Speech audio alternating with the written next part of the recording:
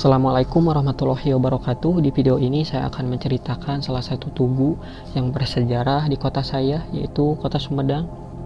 Video ini untuk memenuhi salah satu tugas dari mata kuliah Pendidikan Kewarganegaraan dengan dosen pengampu Bapak Heri Hidayat. Tugu yang bersejarah yang akan saya ceritakan adalah kedua patung yang sedang bersalaman ini.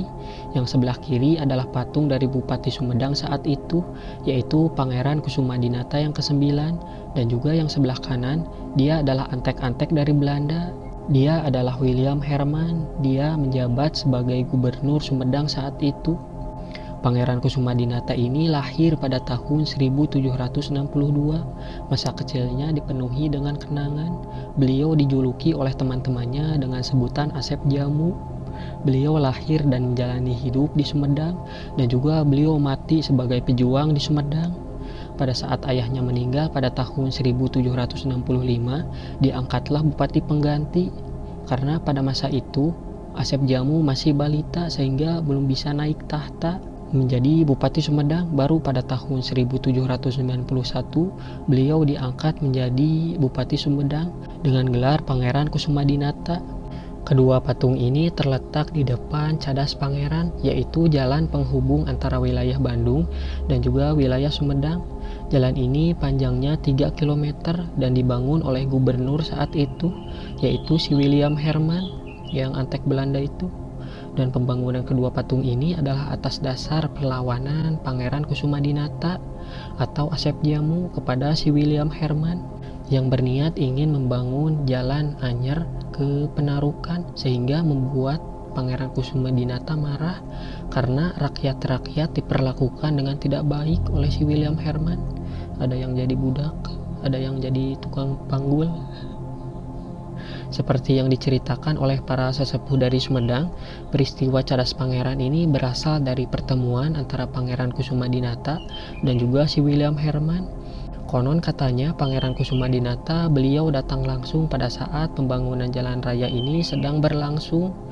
Diceritakan Pangeran Kusumadinata dia menjabat si William Herman dengan tangan kiri, sedangkan tangan kanannya beliau membawa keris untuk membacok si William Herman.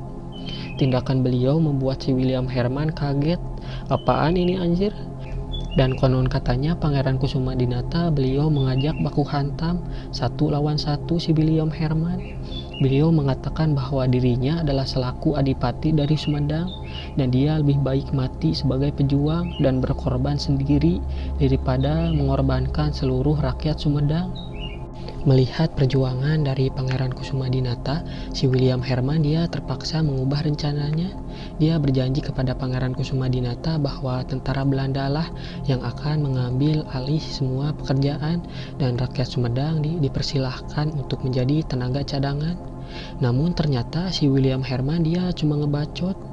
Beberapa hari kemudian dia membawa ribuan pasukan Belanda dengan tujuan menumpas perlawanan dari Pangeran Kusumadinata. Maka pada kala itu terjadilah pertempuran antara pasukan Belanda melawan perjuangan rakyat Sumedang yang dipimpin oleh Pangeran Kusumadinata. Namun sayang, perlawanan rakyat Sumedang harus gagal karena kekuatan Belanda lebih tangguh dan juga mereka semua tidak memiliki persenjataan yang cukup baik. Pada akhirnya pada peperangan ini rakyat Sumedang harus kalah. Pangeran Kusumadinata beliau gugur dalam pertempuran. Jadi patung itu adalah simbol perlawanan dari Pangeran Kusumadinata.